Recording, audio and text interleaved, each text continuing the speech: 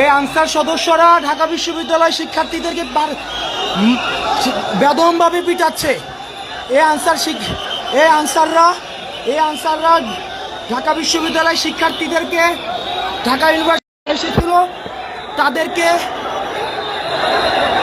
ঢাকা ইউনিভার্সিটির শিক্ষার্থীরা, এখানে ঢাবির অনেক শিক্ষার্থী এসেছিল, তাদেরকে অস্ত্র নিয়ে হামলা করেছে।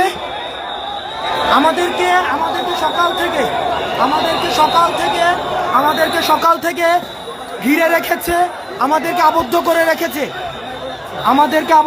রেখেছে, সকাল থেকে আমাদেরকে ঘিরে রেখেছে। এই যে আনসার সদস্যরা,